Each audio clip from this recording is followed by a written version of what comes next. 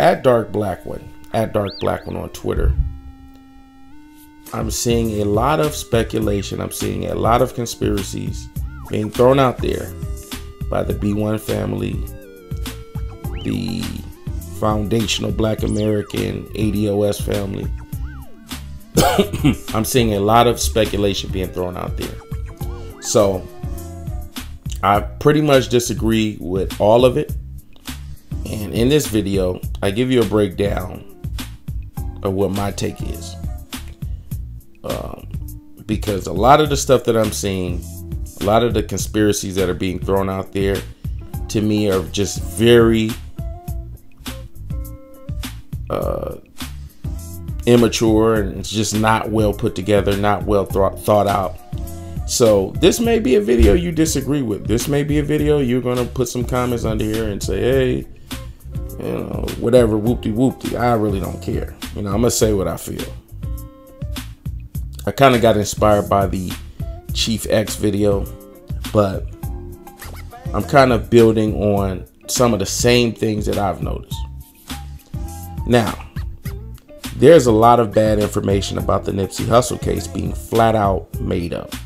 People are conflating residential gentrification with commercial gentrification, which are both happening in Inglewood. Residential gentrification is definitely happening in South LA, right? I live out here. That's what's happening. As far as commercial gentrification, not so much in the area where Nipsey invested. Inglewood is Inglewood, and South LA isn't just the Crenshaw district.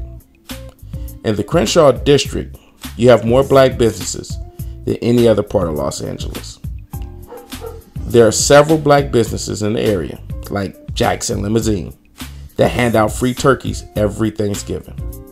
The Baldwin Hills Plaza is owned by a Black-founded investment group. Taste of Soul, which is an event that a section of LA called Leimert Park highlights every single year. They highlight Black businesses every single year. Many Black people are under this misconception that Nipsey was buying property that was sought after by white supremacists. The hot property right now in the area where I live to buy is Inglewood right now, because Inglewood has a LA Rams stadium. It's a lot of white people moving to Inglewood. It's a lot of white people frustrated that they can't go to Inglewood. So then, therefore, they're moving to South LA. These are the facts, right? So the white funded businesses are desperate for real estate in Inglewood. They want that foot traffic from football games. They want the incoming gentrifiers that live in the area to kind of come to their businesses. A lot of the Black businesses that are small Black businesses that are in Inglewood are dealing with rent increases, which is driving them out because they just don't have the type of business that the rent is, you know, that the landlord is asking for. So they are forced to kind of get their stuff and leave. The businesses that Nipsey Hussle is associated with are actually businesses that probably would be abandoned, like World on Wheels.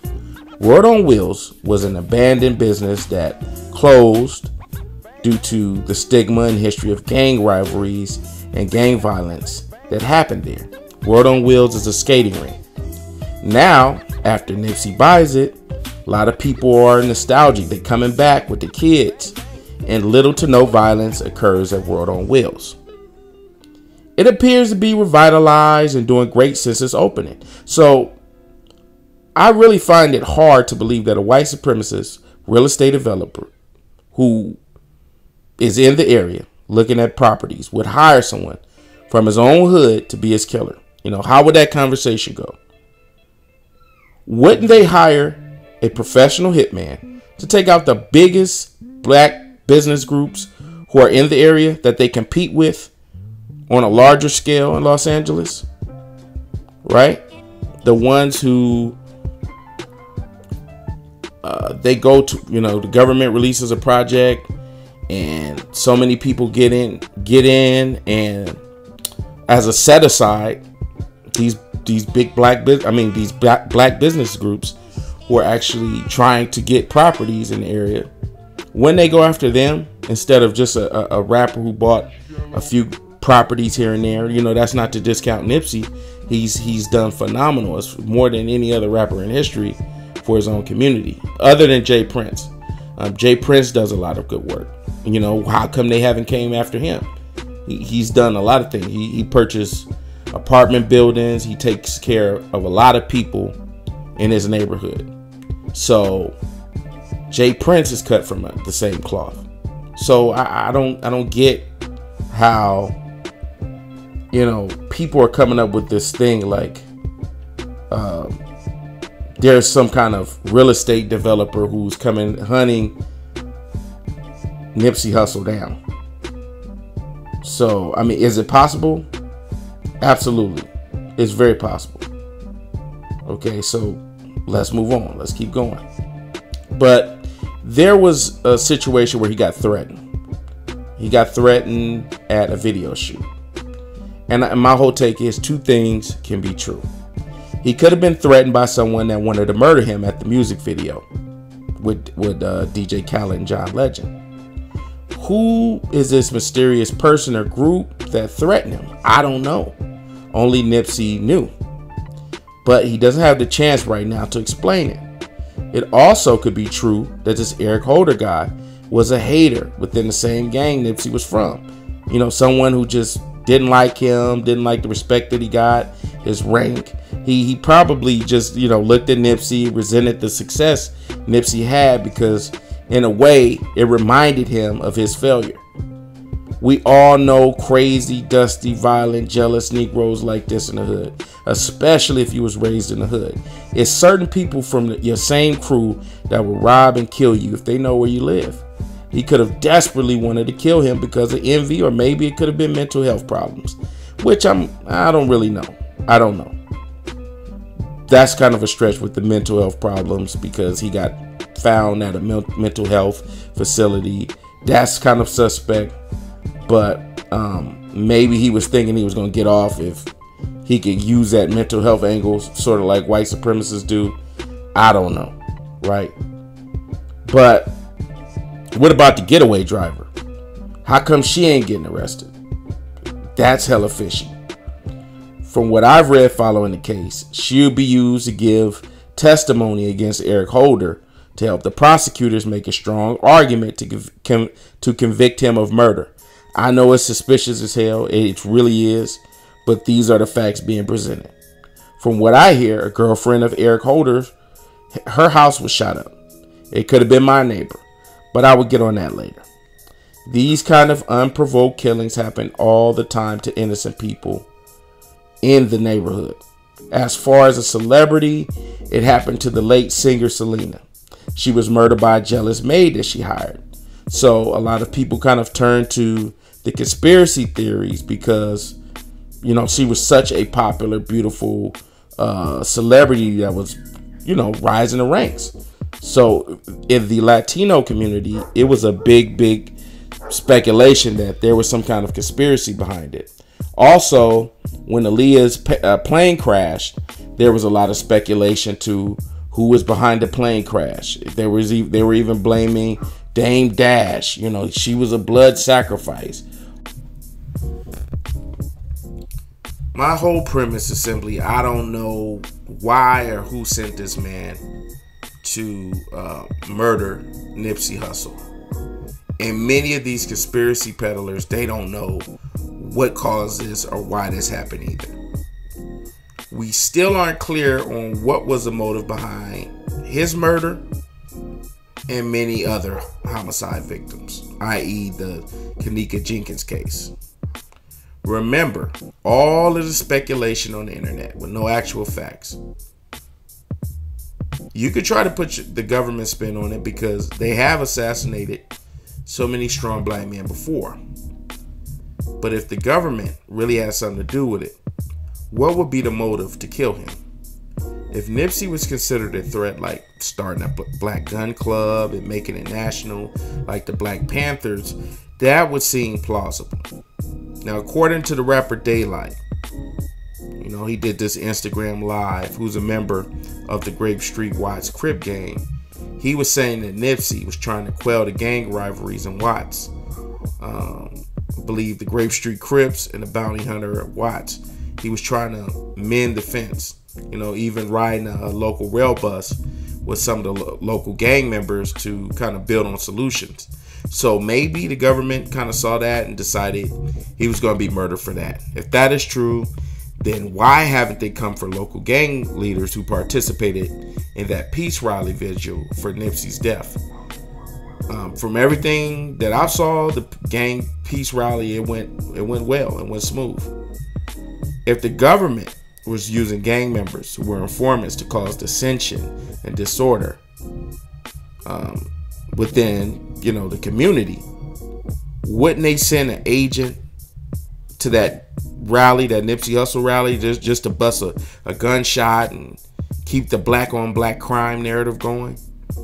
If they put Nipsey on a black identity extremist list, that would make sense.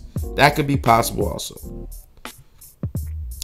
One angle I'm hearing is that Eric Holder is a government informant.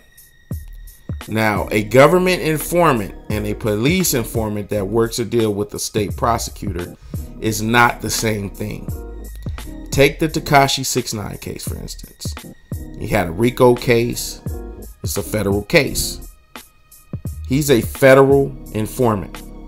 He has to go under witness protection probably for the rest of his life. And his kids probably have to be protected under the Witness Protection Act also. Federal investigators know what comes with being an informant on a federal case. To my knowledge, the gang organization that Eric Holder and Nipsey are from, there's no RICO case.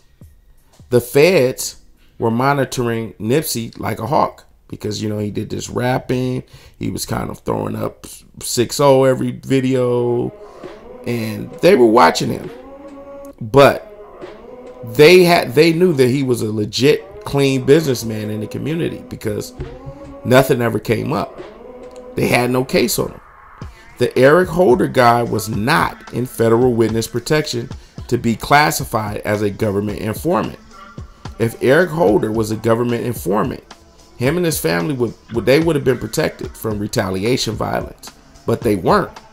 And it's rumored that Eric Holder's cousins and grandmother was executed. If he was indeed a police informant, which seems to be more plausible due to several accounts from members of his gang, the paperwork would prevent him from being fully accepted by peers of his gang. Eric Holder working deals with the prosecutors on people he committed crimes with would only benefit him and no one else. I don't have proof that him being an informant is true on either side, but I'm trying to figure out what Eric Holder's reward for Nipsey Hussle's murder would be. What incentive does he have? What does he get? He is likely to face a life of prison, a life in prison, getting threats and having brutal violent assaults, if not murdered. So where's the incentive? And this is a case that is national. This is a murder that he committed on property with a lot of cameras everywhere, a lot of camera angles, things that won't be revealed until the case. There's a lot of people, a lot of text messages, a lot of phone calls from cell phone towers probably being collected and gathered in the area to see what happened, who did he call before he committed this murder. This person's going to be subpoenaed to the case. So all kinds of stuff is going to be brought up. So what incentive does he get? I don't know. But he has a green light on him by the Crips that basically he's going to get murdered. So he has little to no chance of surviving in jail. So where's the incentive for him? Right? He has some cases that online, if you check his record, he has some cases like a couple gun cases, a couple other cases. But I don't really know. I'm not from the gang. I'm not from 6-0, so I really don't know. So, what is suspicious though is that he got Christopher Darden. How did he get Christopher Darden to become his lawyer with little to no money? That's a very good question. I thought that he got him pro bono. After a New York Daily News article that I've read, it said that he got Christopher Darden through a personal retainer. I do not know the specifics, but I've done a little research about pro bono versus a personal retainer, right? A private retainer. Look, some lawyers will take on a case that gives them national attention for money on a private retainer, or, for instance, that Harvey Weinstein case. A lot of people know he's a dog. A lot of people know that he's grimy, but some of these Me Too lawyers, they decided, hey, I'm going to take that money and I'm going to fight this case for Harvey Weinstein. So it's not really a moral thing. It's more of I'm just trying to get this money. I'm trying to get this attention, right? I do not know the specifics of what that retainer is, how much money it was. I don't know. If it is a pro bono, it makes it even a little bit more suspicious. So some lawyers would take on a case that gives them a big national attention for little to no money. It's called pro bono. And when they take on a client pro bono, that means that they're doing it for free, and they're either going to be funded by a third party, right? Which is kind of interesting. That's an area for conspiracy right there. I'll give you that, right? The third party that funded Christopher Darden, or through extra fees to existing clients. So if he already has some clients, what he does is he charges them extra fees to kind of compensate for the scumbag that he's defending. So if this was revealed to be pro bono, it absolutely would probably open up the walls for conspiracy. That would make sense, right? So it doesn't appear to be pro bono. From what I've read, it is privately retained. See, this part of the case is hella fishy. According to a New York Daily News web article, Darden was privately retained at the last second by Eric Holder. This is like a billboard for future clients with legal problems. If he loses, it was to be expected. If Christopher Darden wins, he gets clients of a higher clientele. Who is a third party? If Eric Holder is indeed on a pro bono funding this, could this third party be the same group who funded Eric Holder to murder Nipsey Hussle? I have no idea. Maybe he had a stash of money saved up from illegal crimes. I don't know. Maybe this conspiracy does have merit, but I'm not speculating until I know more details. Remember how carried away internet detectives got with the Kanika Jenkins incident? Like I said earlier, I've personally heard Jason Black say that Darden didn't need this case because he was already beloved as a legal analyst on cable TV networks, and he could get any case he wants. This is not 100% true.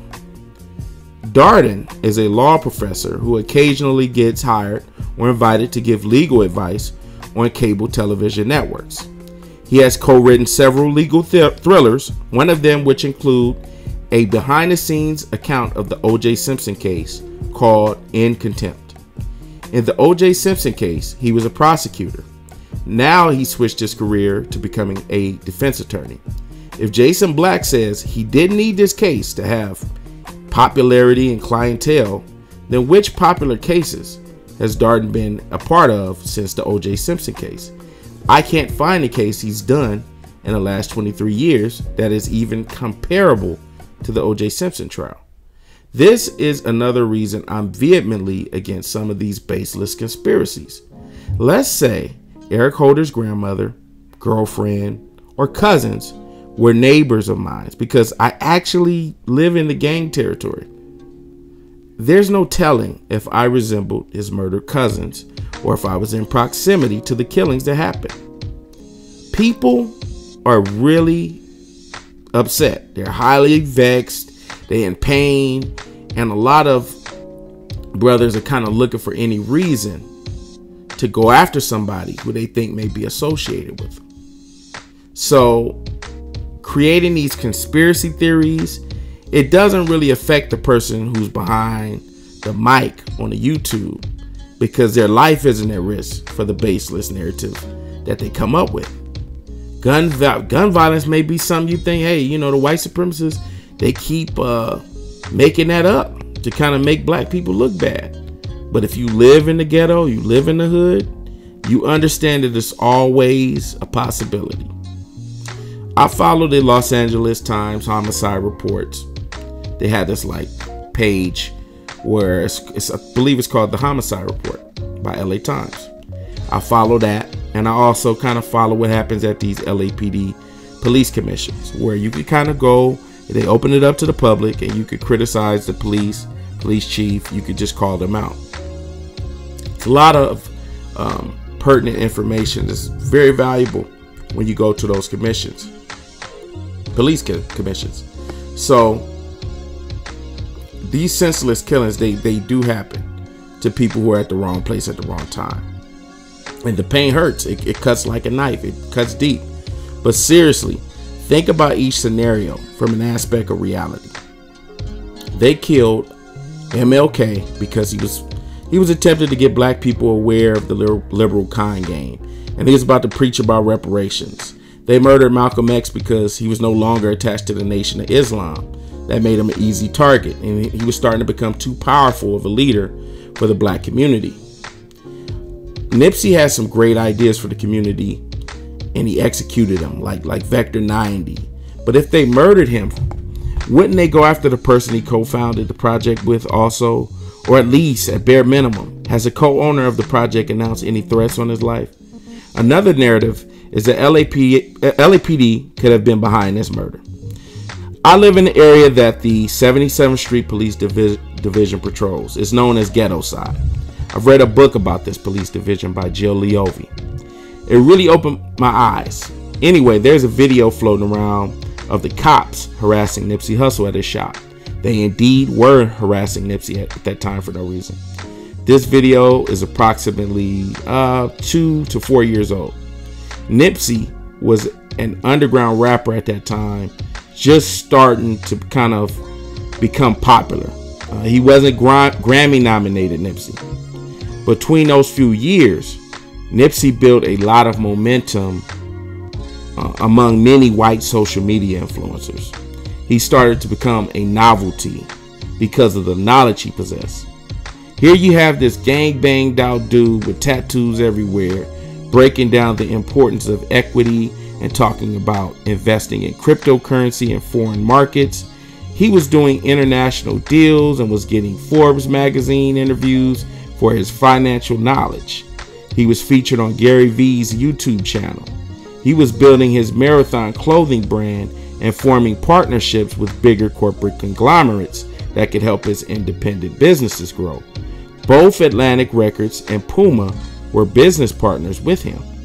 On his video shoot of Hustle and Motivate, there's this video of behind the scenes that's going viral of Nipsey Hussle being courteous with the LAPD officer, and the officer appearing to be a fan of Nipsey Hussle. If the LAPD set Nipsey up, why would they murder him, knowing that the gang war would spill into the street and require an abundance of overtime and financial resources that will require assistance from other police divisions? There is no major hospitals in South LA. They did build one in Baldwin Hills, but that's not an emergency. So that would commit, there'd be a lot of chaos, a lot of hospitals, a lot of ambulance, it's just a lot of drama. So the last thing I think that the LAPD would want is this all-out gang war. Because after that shooting, the cops were everywhere. I live in the area. the cops are everywhere. They're still everywhere. There's helicopters everywhere. There's drones everywhere, still to this day, right? So why would they set him up if they know that they don't have the resources to kind of combat that type of gang war? So that's when I kind of like, I don't know about that.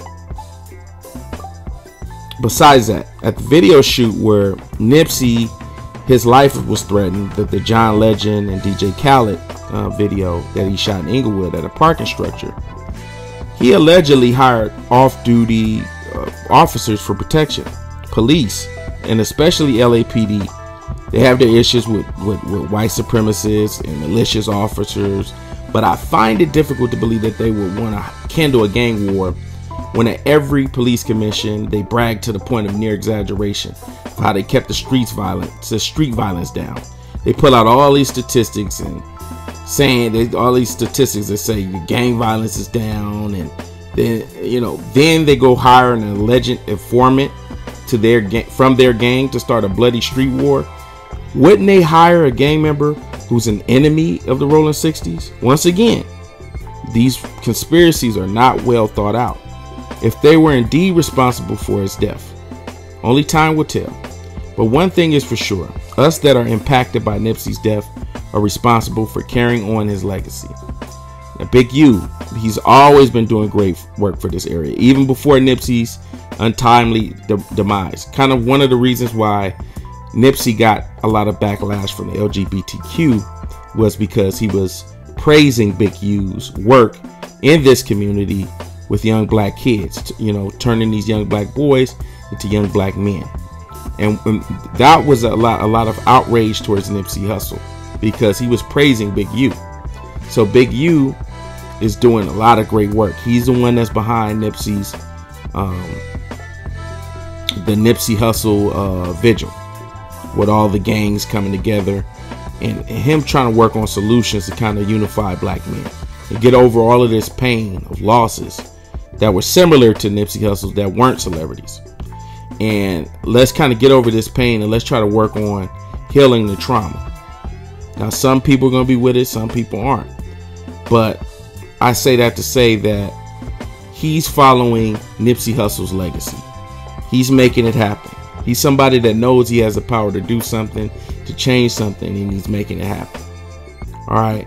And I saw something on Twitter where somebody was kind of like, oh, that's like a march. That's not something that we got to do more than just march. But that right there is worthy of respect and veneration. We haven't had that in Los Angeles since 1992, whenever the Rodney King riots jumped off. We haven't had that, where you had enemies coming together to work towards a positive cause, right? So hopefully it goes through, and when they have monthly meetings and they can build from there, right?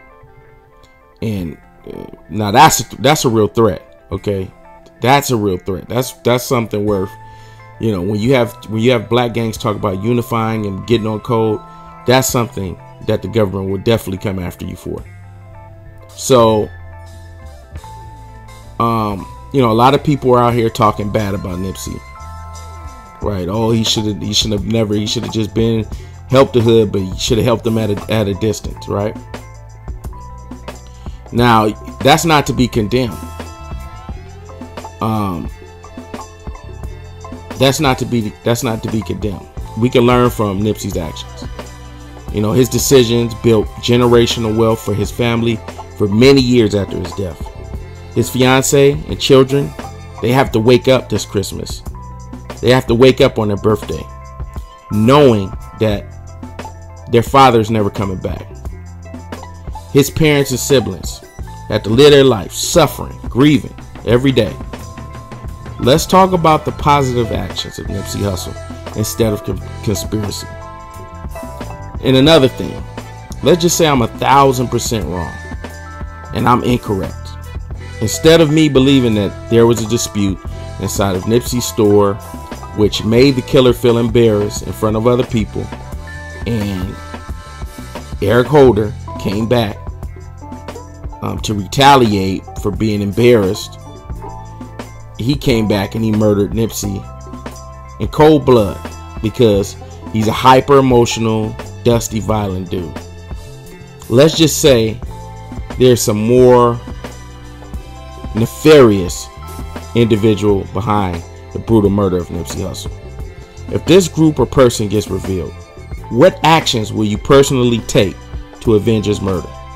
Will you grab a gun? Would you put in work against this so-called supervillain? Or would you sit at home and tweet through your mobile device about how fucked up this is and how someone needs to do something about the person who is behind the Eric Holder guy who actually did the killing? We still have white supremacists walking around scot-free after murdering black people in broad daylight with cameras recording, and black people haven't retaliated yet, me included. Why would they hire a dusty, violent Negro to do something that they can do in broad daylight and get away with? That's just my take on it. You guys could comment, you can like, you could dislike, you could do whatever you want to do, but that's just my take on it.